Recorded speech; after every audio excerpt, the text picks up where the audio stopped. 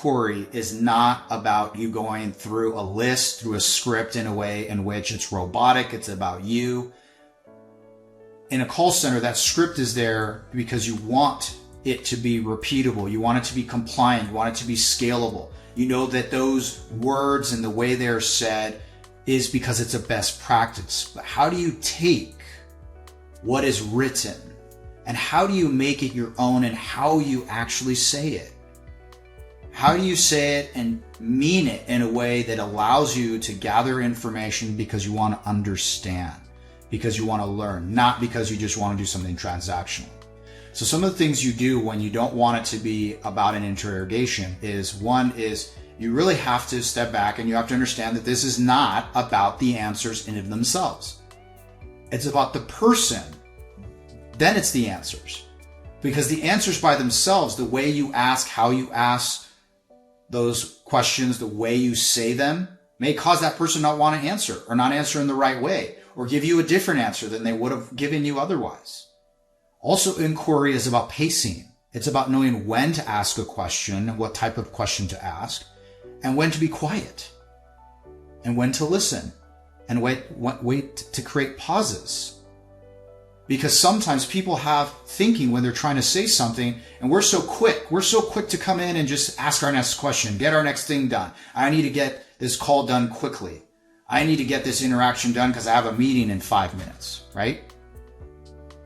So if you can't get everything you need on that interaction, let's say we're talking about sales, and there really is a hard stop, then you're not doing yourself or the other person any justice by trying to shortcut it and squeeze everything in and it becomes an interrogation. You have to understand that if you're having a good conversation, if you're learning, then maybe you need another call. Maybe you need to stop the call right then and there and start scheduling the next time you need to talk.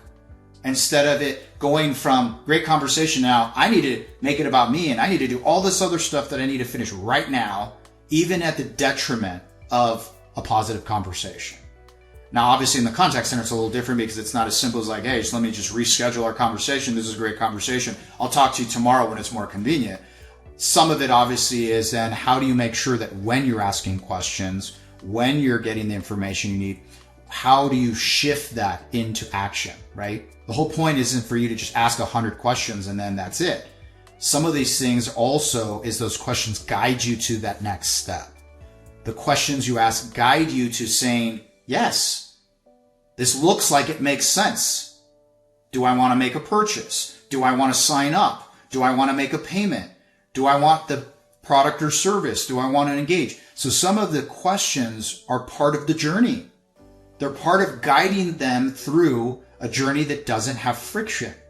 So you have to be really aware that those questions aren't just about an answer. It's also a milestone in the journey that you have with somebody. And that you have to make sure that they're along for the ride, right? We talk about sales, and I'll finish off with the interrogation side. Is this me guiding you through my sales process or guiding you through your buying process? And the moment that it's all about my sales process and not about your buying process, you know what happens more often than not? You get ghosted. Goes dark. The whole deal goes away and you're trying to figure out what happened. How come this person isn't talking to me anymore? Well, it's because you made it all about yourself. It became an interrogation and no one wants to interact with you when it's that way. It's not a positive experience.